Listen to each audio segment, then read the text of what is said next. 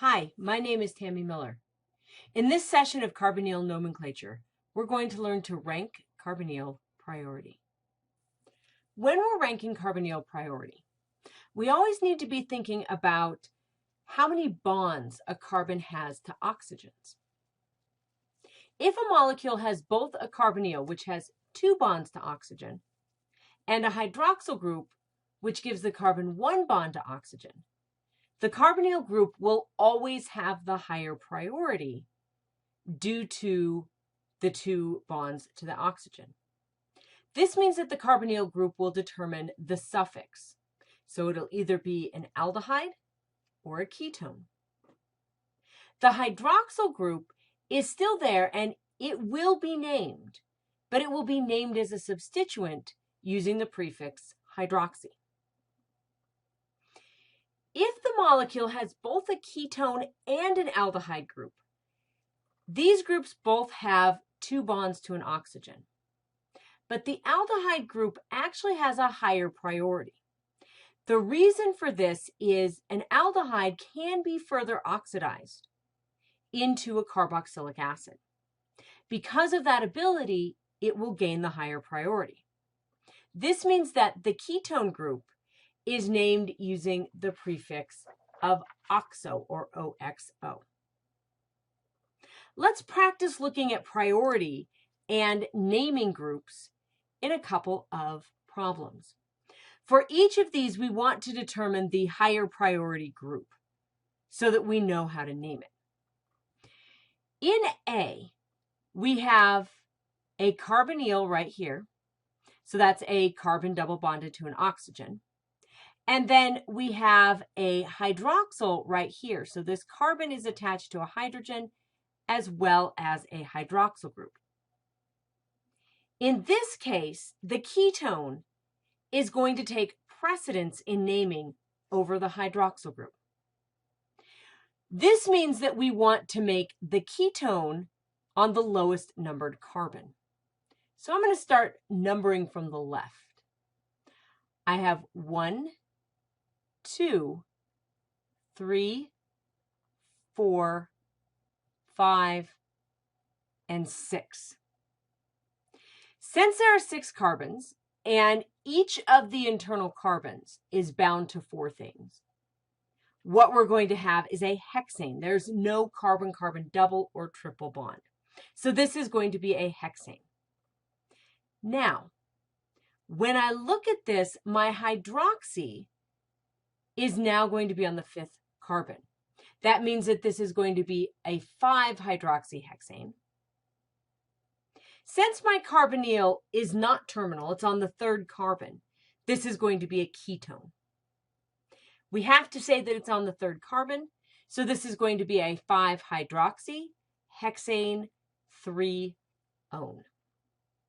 The 3 is telling us that the ketone is on the 3rd carbon.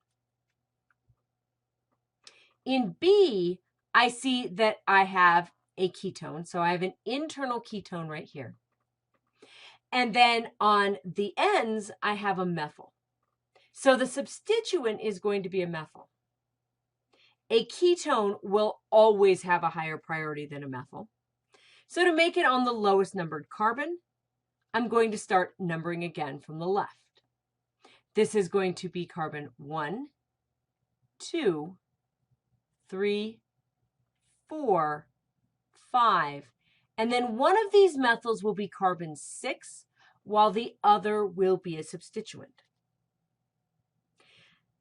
When I look at this, I see that, again, I have 6 carbons, so this is going to be a hex. But due to this carbon right here not being bound to something else, this means that there's going to be a double bond. And that double bond is going to be between the 4th and the 5th carbon. This means that this is going to be a 4-hexene. The 4-hexene tells me that the carbon-carbon double bond is on the 4th carbon. On the 5th carbon, I have an additional methyl group that's a substituent.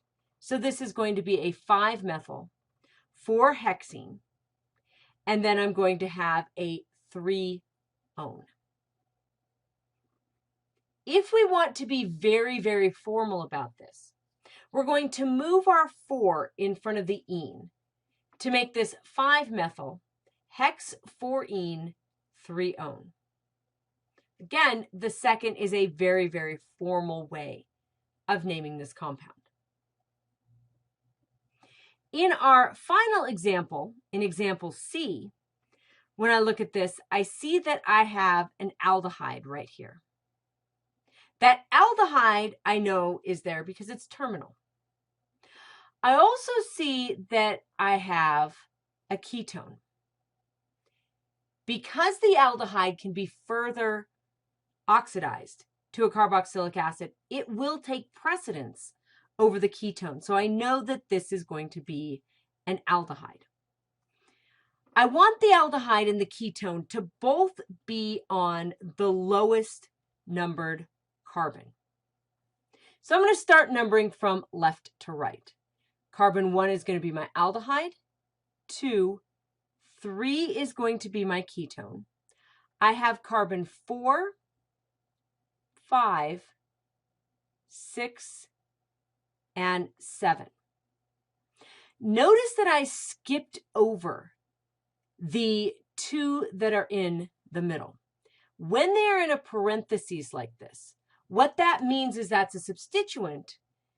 This is going to be attached to the 4th carbon, since the 4th carbon only has 1 hydrogen, whereas the 5th carbon has 2 hydrogens. Also, it's listed right after that 4th hydrogen. So I have an ethyl group that is attached to the 4th carbon. Now, I have 7 in here. So this is going to be a hept, and it's going to be a heptanal. On the 3rd carbon, I have my ketone, which will now be an oxo substituent. And on the 4th carbon, I have an ethyl. As always, these 2 will be in alphabetical order. So this will be 4-ethyl, 3-oxo, heptanal.